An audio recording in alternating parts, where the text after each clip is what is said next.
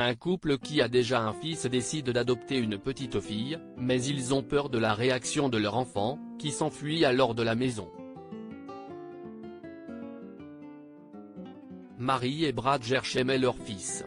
Ils ont toujours eu l'intention de fonder une grande famille, mais 2 ans après la naissance du petit Eddie, Marie a fait une fausse couche. Après cela, les médecins lui ont dit qu'une autre grossesse lui coûterait probablement la vie, et qu'il n'était donc plus possible d'avoir un autre bébé. Du moins de manière naturelle. En effet, les Gersh ont ensuite pensé à l'adoption, puis un jour, ils ont pris une décision. Il ne leur restait plus qu'à le dire à Eddie. Marie et Brad ont rencontré leur assistante sociale qui leur a annoncé qu'il allait accueillir leur nouveau bébé, une fille, dans les 2 semaines à venir. Il était temps d'annoncer la nouvelle à Eddie. « Je ne sais pas, Brad », a dit Marie avec anxiété. Eddie est fils unique depuis 8 ans. J'espère qu'il le prendra bien. Nous avons parlé de l'adoption en famille, souligna Brad. Il sait que nous sommes candidats, et il a toujours eu l'air calme à ce propos, voire enthousiaste. Mais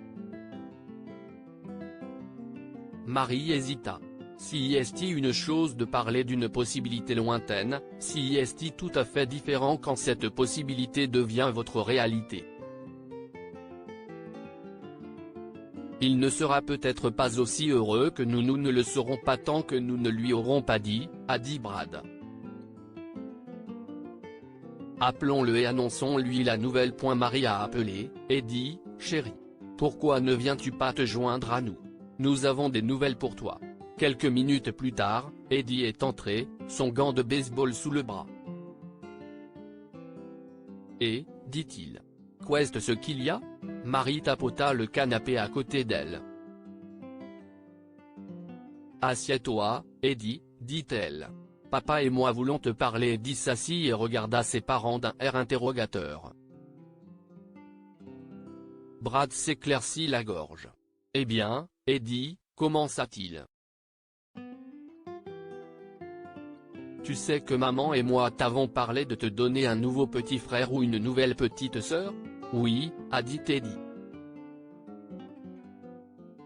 Tu as dit qu'on pourrait adopter un enfant qui a besoin d'une famille.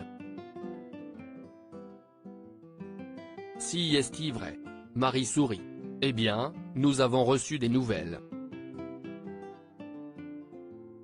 Tu auras une nouvelle sœur dans les 2 prochaines semaines. Une sœur? Demanda Eddie. Quel âge a cet enfant? Brad et Marie ont échangé un petit regard. Si est-il une petite fille qui est encore un bébé, Eddie, expliqua-t-elle. Elle vient de naître. Tu veux dire petite, avec des couches, des biberons et tout ce qui va avec? Demanda Eddie en fronçant les sourcils. Oui, répondit Marie. Si est-il ça? Mais un bébé aussi petit? Eddie avait l'air inquiet. Il faudra s'en occuper tout le temps. Brad commençait à s'inquiéter. Eddie, ça ne veut pas dire qu'on n'aura pas de temps pour toi. Alors ça pleurera tout le temps, a dit Eddie. Et ça sera. N'utilise pas ça pour parler d'elle, Eddie, corrigea Marie. Dis plutôt elle, car si est-il une fille, et elle s'appelle Kim. Si est-il ta petite sœur, Kim Eddie a regardé fixement sa mère et son père, puis il s'est levé d'un bond et a couru à l'étage. Marie s'est levée d'un bond. Eddie, a-t-elle crié. Attends. Brad posa une main sur le bras de Marie. Laisse-le partir, dit-il. Il a besoin de temps. Si est-il un grand changement dans sa vie. Nous lui reparlerons plus tard. 3 heures plus tard, quand Marie est montée à l'étage pour appeler Eddie à dîner, elle a eu un grand choc. Eddie avait disparu. Sa chambre était en grand désordre et sa tirelire était cassée par terre.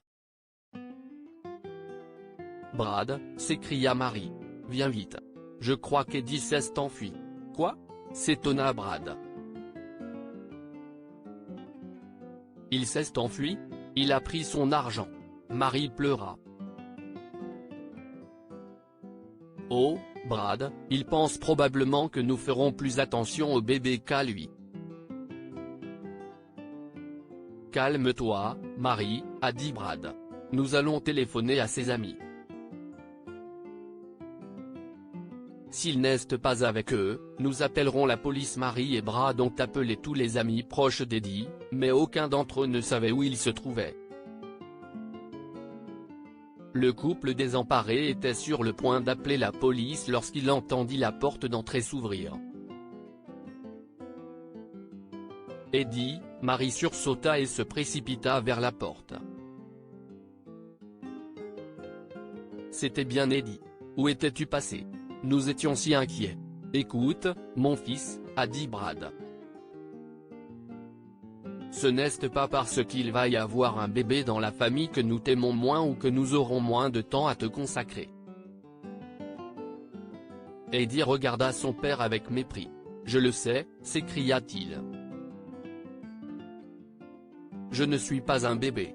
Nous sommes si heureux que tu sois revenu, Eddie, sanglota Marie. Quand nous avons vu que tu t'étais enfui. S'est écrié Eddie. Je n'aille pas fuguer. J'ai pris l'argent de ma tirelire et j'ai pris le bus pour aller au centre commercial et j'ai acheté ceci pour le bébé. Eddie a ouvert son sac à dos et en a sorti un joli globe rose avec des nuages et des licornes peints sur la surface. Vous voyez, si est une veilleuse, expliqua Eddie. Vous allez vous occuper du bébé toute la journée, alors j'ai pensé qu'elle pourrait peut-être dormir dans ma chambre la nuit. Et la veilleuse, si est au cas où Kim aurait peur du noir. Marie se précipita vers son fils et l'entoura de ses bras. Oh, Eddie, s'écria-t-elle. Je t'aime tellement. Tu vas être le meilleur des grands frères. Eddie sourit, Eddie, je le sais. Que pouvons-nous apprendre de cette histoire? Les enfants vous surprendront toujours par leur douceur et leur bon cœur. Marie et Brad pensaient qu'Eddie serait jaloux, mais il ne l'était pas. Sa première préoccupation était d'aider ses parents et de réconforter sa petite sœur.